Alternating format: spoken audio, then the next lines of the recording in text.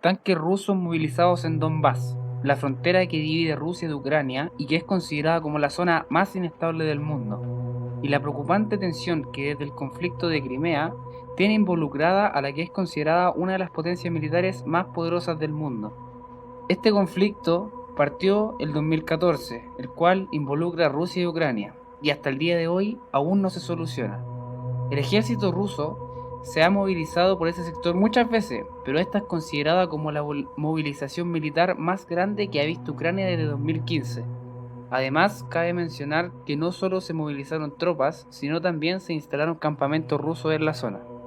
Pero antes de empezar a analizar la situación actual, tenemos que saber cuáles son los antecedentes de esto. Corría el año 2013 cuando se comenzaba a observar un amplio giro geopolítico en Europa, debido al reposicionamiento de Rusia como potencia regional y con el debilitamiento de la presencia de Estados Unidos en este continente porque se hallaba inmerso en las intervenciones militares en Afganistán e Irak desde principios del decenio del 2000. Este giro comenzó durante el 2005. Alemania se estaba acercando a Rusia, mientras se alejaba de Estados Unidos. Esto en cuanto a sus nexos comerciales. Cabe mencionar que Rusia se había convertido en un facilitador de petróleo y gas para los principales centros económicos tanto de Europa como de Asia. Por todo lo anteriormente mencionado, es que se temía de Rusia debido a su reposicionamiento. La Unión Europea no contaba con el apoyo de los norteamericanos, debido a que Estados Unidos mucho tiempo se preocupó de la situación en Medio Oriente, particularmente en Irak y Afganistán. La situación en Eurasia pasó a segundo plano para ellos. El conflicto en Ucrania fue un detonador de la crisis entre Rusia y Occidente, debido a que a finales del año 2013, la Unión Europea propuso a varios países del este de Europa, entre estos a Ucrania, firmar el Acuerdo de Asociación Oriental, por sus siglas AAO. Sin embargo, el presidente Yanukovych rechazó firmar este acuerdo poco antes del encuentro. La reacción occidental fue de gran descontento, y el 21 de noviembre de 2013, el primer ministro Nikolai Azarov declaró que el acuerdo no se firmó por las exigencias del Fondo Monetario Internacional de elevar un 40% el precio del gas para el consumo doméstico y de congelar los salarios y pensiones. Tres partidos de oposición, y sobre todo el partido Svoboda, Libertad, de Oleg Yanikov, llevaron al Parlamento como respuesta a la negativa del gobierno de Yanukovych de firmar el acuerdo con la Unión Europea. El proyecto de decreto sobre la responsabilidad del Gabinete de Ministros de Ucrania. La firma del AAO con la Unión Europea significaría un punto de quiebre en las relaciones entre Europa y Rusia y alteraría drásticamente el balance de poder en Europa del Este, ya que Rusia aún conserva influencia política sobre Ucrania. La estrategia de Ucrania desde 1992 ha sido maniobrar entre Rusia, Estados Unidos y la Unión Europea, a pesar de que Yanukovych provenía del clan de oligarcas de Ucrania del Este, más proclive a Rusia. Continuó negociando el acuerdo de asociación con la Unión Europea a causa de la profunda crisis económica del país. Kiev ha tenido que pedir préstamos tanto al FMI como a Rusia. La deuda de Ucrania en este momento era de 60.000 millones de dólares, y la economía del país creció solo el 0,2% en 2012 y se contrajo a menos 0,5% en 2013. La deuda externa bruta para el 1 de enero del 2015 ascendió a 126.307 millones de dólares. Si en 2014 la deuda externa superaba los 2/3 del PIB del país, lo cual equivalía a un 71%, según los pronósticos del Banco Nacional, para 2015 ascendió al 93%. Según informó el entonces primer ministro Arseniy Yatsenyuk. Ucrania está obligada a pagar casi 11.000 millones de dólares de deuda externa en 2015. El gobierno ruso buscó disuadir a Yanukovych de firmar este acuerdo con presiones políticas y económicas. En agosto de 2013, Rusia impuso una prohibición temporal de importación de mercancías ucranianas y el gobierno ruso amenazó con aplicar medidas proteccionistas permanentes y además con endurecer las regulaciones de viaje entre ambos países. Previamente a la negativa de Yanukovych de firmar el acuerdo con la Unión Europea, se sostuvo un encuentro entre este y el presidente Putin, lo que influyó en la decisión de Yanukovych de abstenerse de firmar, ya que Rusia ofreció una rebaja del precio del gas en un 30% y un préstamo por 15.000 millones de dólares. Según Sergei Glaziev, economista ruso, lo más importante para Occidente y para un amplio círculo de estructuras influyentes es impedir la creación de un espacio económico unificado de Rusia donde ingrese Ucrania, y separar a esta de Rusia. Este es el principal sentido de la AAO para Ucrania, porque además de esto, nada positivo traerá para este país, ya que perderá cerca de 152 mil millones de dólares por la creciente importación prevista de productos de la Unión Europea por Ucrania. Estas cifras fueron calculadas por expertos de la Unión Europea y de Ucrania. En fin, Rusia hacía lo posible por tratar de convencer a Ucrania de no firmar el tratado que le proponía la Unión Europea, y a su vez, la Unión Europea trata de convencer a Ucrania que firmara ese tratado. Una consecuencia más del conflicto ucraniano para Rusia es la reducción o la suspensión de interacción en el complejo industrial de defensa de ambos países, ya que uno de los importantes abastecedores para la industria de la defensa rusa es Ucrania, en rubros como la producción de parte de helicóptero, servicio de mantenimiento de cohetes intercontinentales y parte de aviones. Alrededor de 400 fábricas del complejo de defensa ruso dependen de partes ucranianas. También hay más de 100 fábricas en Ucrania que producen aviones AN-140 y AN-148, que participan con el 60% de la producción de detalles complementarios y partes.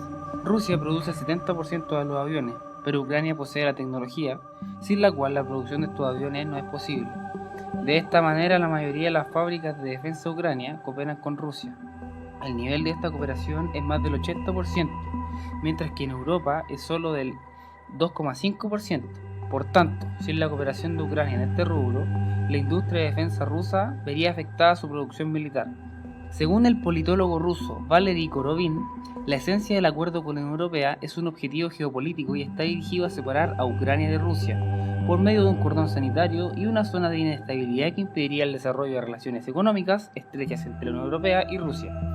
La función principal de Ucrania, bajo este esquema, sería convertirse en una zona de inestabilidad, creando la desestabilización, levantamientos políticos y tensión social. Estos fenómenos favorecerían la estrategia estadounidense de separar a Europa Occidental de Rusia, bajo la lógica tradicional de Mackinder. Ucrania, bajo esta perspectiva, solo recibiría 1.000 millones de euros como apoyo financiero para reafirmar el acuerdo, y la perspectiva es la mayor liberalización de la economía, lo que finalmente acabaría con lo que resta de la política social para la población por medio de una nueva terapia de choque, como la que sufrió Rusia después de la desintegración de la Unión Soviética, para incluir a la población ucraniana en un severo contexto de mercado. Así, en la estrategia estadounidense, Ucrania entrará al espacio geopolítico de Occidente y su separación de Rusia no le permitirá a esta dar el salto económico, manteniéndola en Asia, porque sin Ucrania Rusia será una potencia asiática y no euroasiática, y Ucrania se convertirá en una ganancia para Occidente en el gran juego geopolítico mundial. La gota que terminó por rebasar el vaso fue la reincorporación de Crimea a Rusia, lo cual llevó a ciertas sanciones impuestas por la Unión Europea y Estados Unidos, que consistían en aumentar más el papel del mercado interno y de la política monetaria para garantizar el desarrollo económico de Rusia. Estas sanciones básicamente consisten en limitar el acceso de las compañías rusas a los mercados financieros en forma de créditos. Por tanto, es necesario activar los mecanismos internos de formación de recursos de dinero para sustituir el financiamiento externo. Esto presupone una significativa corrección en la política crediticia y financiera. En 2014, los países de la Unión Europea y Estados Unidos impusieron sanciones a Rusia a causa de los acontecimientos en Ucrania. Estas sanciones consisten en 1. Prohibición de acceso a los mercados de capital en forma de préstamo a largo plazo para las compañías rusas y los bancos, y más si estas pertenecen al Estado. 2. Prohibición de importación de alta tecnología dual. 3. Prohibición de entrada a sus países a políticos del círculo de Putin, lo cual tiene más bien un carácter político y de desgaste contra la figura del presidente ruso. Estas sanciones cambian el anterior escenario económico y limitan las posibilidades anteriores de solución de problemas y tareas fundamentales de garantizar el crecimiento económico constante y mejorar la calidad de vida de la población. Si antes el financiamiento de la economía se llevaba a cabo por recursos financieros externos y mercados exteriores, ahora la principal fuente de recursos financieros, si no es que la única, es el mercado interior. En estas condiciones, la creación de fuentes internas de financiamiento de la economía debe ser prioritaria. Esto presupone una significativa corrección de la política crediticia y financiera.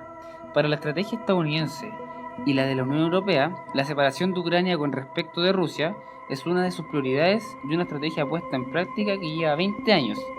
Esta estrategia ha consistido en impedir que Rusia tenga nuevamente influencia en Ucrania por medio de varias tácticas, desde el financiamiento de grupos de oposición, creación de redes sociales pro-estadounidenses y la realización de la Revolución Naranja en 2004, cuando Víktor Yushchenko, un presidente pro-estadounidense, ascendió al poder. Sin embargo, sus 4 años de presidencia no mejoraron la situación económica y social del país, pero sí empeoraron las relaciones de Ucrania con Rusia, lo que trajo consigo el alza del precio del gas de parte de Moscú para Kiev.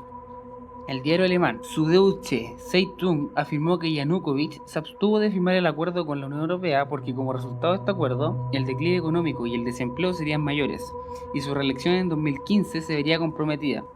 Sin embargo, no solo fue la presión rusa el factor decisivo, la asociación con la Unión Europea conduciría a Ucrania al desastre social, ya que el objetivo del acuerdo es transformar a Ucrania en una plataforma de bajos salarios para las compañías europeas, y las reformas de largo alcance reducirán por años la ya de por sí depauperada calidad de vida de la mayoría de la población. Así, tanto Ucrania como Rusia han perdido a causa de este conflicto, y Rusia, por lo demás, se ha visto inmersa en una difícil situación económica, consecuencia de las sanciones de Occidente. Finalmente, el régimen del presidente Yanukovych cayó el año 2014, debido a protestas pro-europeas a favor de la firma del acuerdo que la Unión Europea le ofreció a Ucrania, además de la pérdida de Crimea. Debido a su incapacidad para sobrellevar el problema que estaban enfrentando, es como Yanukovych abandona su cargo un 22 de febrero. Posteriormente sería condenado a 3 años de prisión por alta traición y complicidad en la agresión militar de Rusia en Ucrania en primavera de 2014. Esto se comprueba en una carta que el expresidente ucraniano le envía a Vladimir Putin para que enviara tropas de ocupación a Ucrania. Actualmente, desde que Rusia anexó el territorio de Crimea a su territorio, las tensiones continúan aumentando y el actual presidente ucraniano, Vladimir Zelensky, acusa a Moscú de mostrar músculo en la frontera con las autoproclamadas repúblicas populares de Donetsk y Lugansk e incrementar la presencia de tropas en la zona con la excusa de ejercicios militares. El mandatario ruso Vladimir Putin, por su parte, en una reciente conversación con la canciller alemana Angela Merkel, llamó la atención sobre las acciones provocadoras de Kiev, que ha estado exacerbando la situación en la línea de contacto entre las tropas ucranianas y las milicias de las repúblicas populares no reconocidas de Donetsk y Lugansk. El presidente ruso enfatiza la necesidad de que Kiev implemente los acuerdos firmados principalmente para establecer un diálogo directo con Donetsk y Lugansk y legalizar el estatus especial del Donbass. Finalmente, el Kremlin advirtió este jueves que será obligado a intervenir en el Donbass si las autoridades ucranianas organizan en el este del país una matanza similar a la de la ciudad bosnia de Srebrenica en 1995. Hoy todo depende de la magnitud de los enfrentamientos. Si allí tiene lugar, como dice nuestro presidente Vladimir Putin, una Srebrenica, entonces nosotros nos veremos obligados a acudir en su ayuda, dijo Dmitry Kozak, viceprimer ministro ruso. Con esto damos fin al video de hoy. Espero te haya sido de ayuda para entender lo que está sucediendo actualmente entre Rusia y Ucrania. Dale like y compártelo con tus amigos. Y coméntame qué tema estoy olvidando subir en mi canal o qué te gustaría aprender. Nos vemos en el próximo video.